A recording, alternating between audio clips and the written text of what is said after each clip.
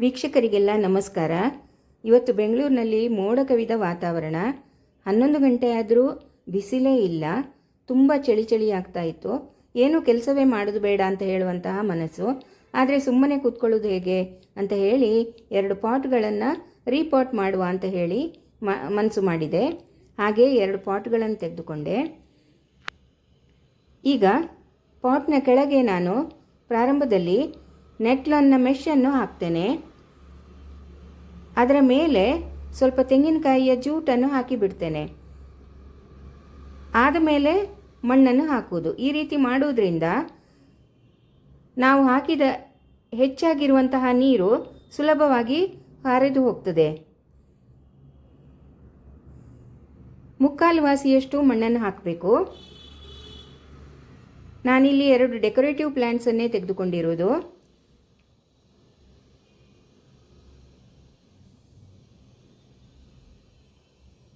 ಈ ಗಿಡಗಳು ಮಣ್ಣಿನ ಆಳಕ್ಕೆ ಬೇರನ್ನು ಹಿಡಿದುಕೊಂಡು ಹೋಗುವುದಿಲ್ಲ.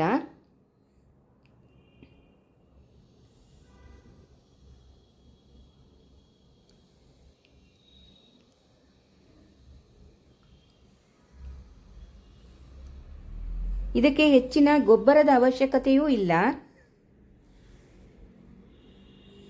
2 ದಿನಕ್ಕೊಮ್ಮೆ ನೀರು ಹಾಕ್ತಾ ಇದ್ದರೆ ಸಾಕು.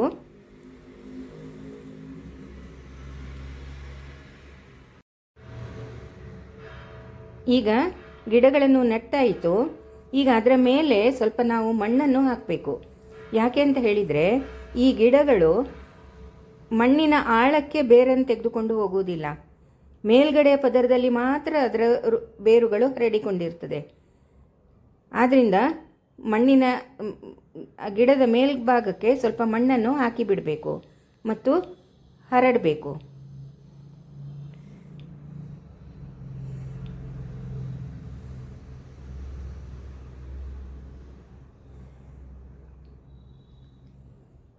ಈಗ ಮಣ್ಣು ಹಾಕಿದ್ದಾಯಿತು. ಆದಮೇಲೆ ಕೊನೆಗೆ ಧಾರಾಳವಾಗಿ ಅದರ ಮೇಲೆ ನೀರನ್ನು ಸುರಿಬೇಕು. ಆಗ ಮಣ್ಣು ಮತ್ತು ಗಿಡಗಳು ಸರಿಯಾಗಿ ಹೊಂದಿಕೊಳ್ತವೆ ಮತ್ತು ಬೇಗನೆ ಬೇರು ಬಿಟ್ಟು ಬೆಳೀಲಿಕ್ಕೆ ಶುರುವಾಗ್ತದೆ.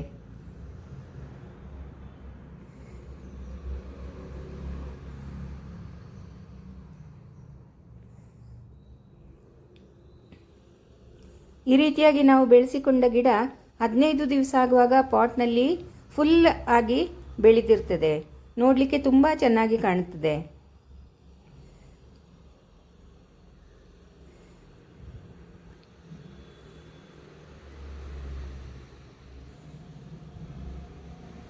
ಸ್ವಲ್ಪ ಪ್ರೆಸ್ ಮಾಡಿ ಹಾಗೆ ಮಾಡೋದ್ರಿಂದ ಗಿಡಗಳು ಮಣ್ಣಿನಲ್ಲಿ ಸರಿಯಾಗಿ ಹೊಂದಿಕೊಂಡಿರ್ತದೆ.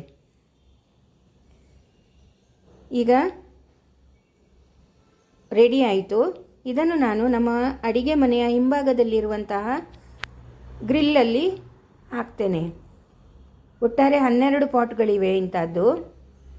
ಅದನ್ನು ಸ್ವಲ್ಪ ರಿಯರೇಂಜ್ ಮಾಡ್ತಾ ಇದ್ದೇನೆ.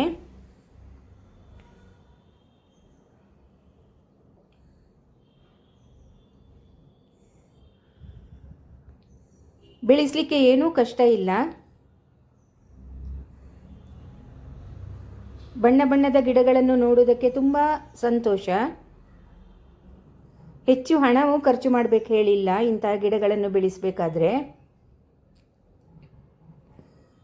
ನಿಮ್ಮಲ್ಲಿ ಯಾವ ರೀತಿಯ ಪಾಟ್ ಇದ್ದರೂ ಅದರಲ್ಲಿ ಬೆಳೆಸಿಕೊಳ್ಬಹುದು. ಒಂದು ವೇಳೆ ಜಾಗ ತುಂಬ ಕಡಿಮೆ ಇದ್ದರೆ ಈ ರೀತಿಯಾಗಿ ನೀವು ಬೆಳೆಸಿಕೊಳ್ಳಬಹುದು.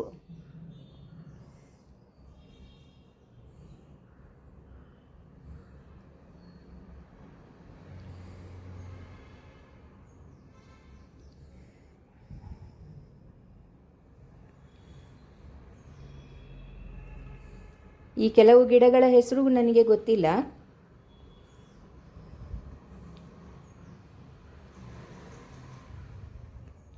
ಎಷ್ಟು ಚೆನ್ನಾಗಿ ಬೆಳೆದಿದೆ ನೋಡಿ. ವರ್ಷಕ್ಕೊಂದು ಸಲ ರೀಪಾಟ್ ಮಾಡಬೇಕು ಮತ್ತು 2 ದಿನಕ್ಕೊಮ್ಮೆ ನೀರು ಹಾಕುವುದನ್ನು ಮರಿಬೇಡಿ.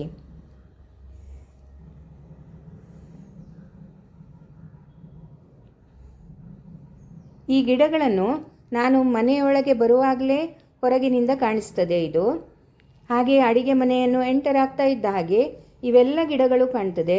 ಅಡಿಗೆ ಮಾಡುವಾಗಲೂ ನಾನು ಈ ಗಿಡಗಳನ್ನು ನೋಡಿಕೊಂಡೇ ಅಡಿಗೆ ಮಾಡಬಹುದು. ಒಂದು ರೀತಿಯಲ್ಲಿ ತುಂಬ ಖುಷಿ ಆಗ್ತದೆ ಗಿಡಗಳ ಜೊತೆಗೆ ಸಮಯವನ್ನು ಕಳೆಯುವುದು. ನಿಮಗೆ ಈ ವಿಡಿಯೋ ಇಷ್ಟ ಆಗ್ಬೋದು ಅಂತ ಎನಿಸಿದ್ದೇನೆ. ನನ್ನ ಚಾನೆಲ್ಗೆ ಸಬ್ಸ್ಕ್ರೈಬ್ ಮಾಡದೇ ಇರುವವರು ಪ್ಲೀಸ್ ಸಬ್ಸ್ಕ್ರೈಬ್ ಮಾಡಿ, ಲೈಕ್ ಮಾಡಿ, ಶೇರ್ ಮಾಡಿ, ಕಮೆಂಟ್ ಮಾಡಿ ಮತ್ತು ಬೆಲ್ ಬಟನನ್ನು ಪ್ರೆಸ್ ಮಾಡಿ. ಧನ್ಯವಾದಗಳು.